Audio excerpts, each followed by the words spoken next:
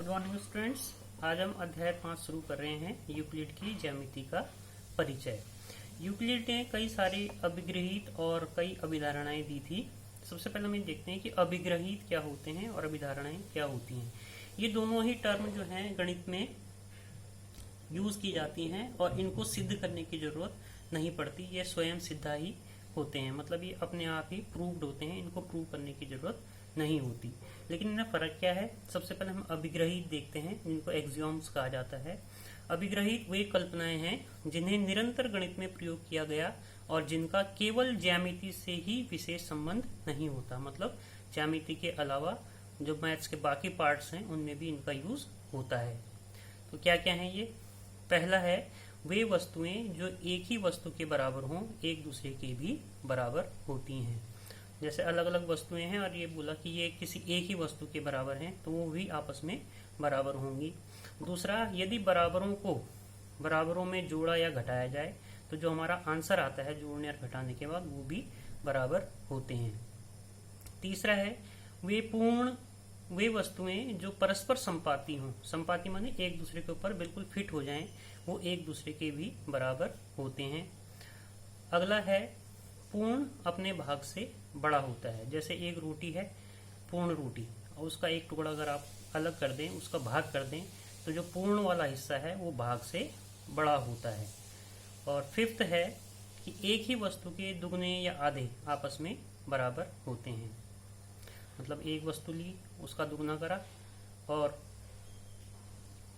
या आधा करा तो वो आपस में बराबर हो जाएंगे।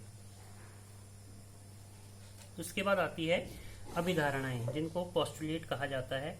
वे कल्पनाएं जो विशिष्ट रूप से ज्यामिति से ही संबंधित होती हैं, उनको अभिधारणाएं या पोस्टुलेट कहा जाता है।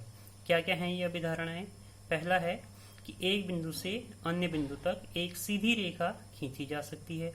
दूसरा है एक शांत रेखा, जिसको कि रेखाखंड भी कहते हैं हम, को अनिश्चित रूप से बढ़ाया जा सकता है दोनों तरफ को।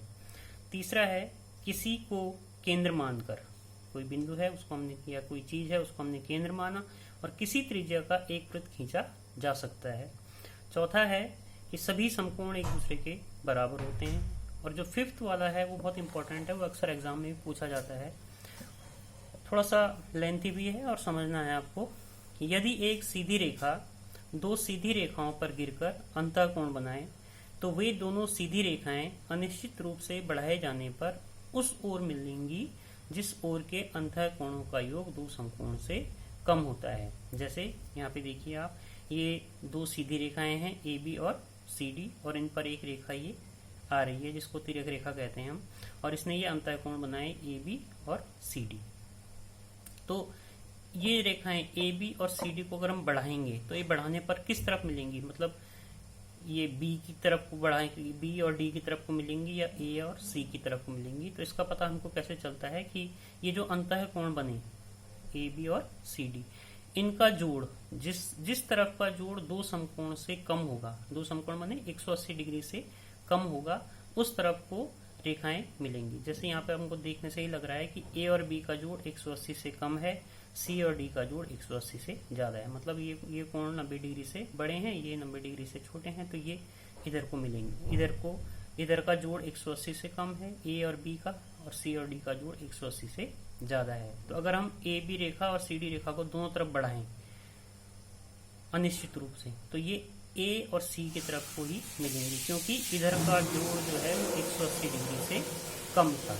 तो ये पोस्टुलेट्स आपको याद करने हैं।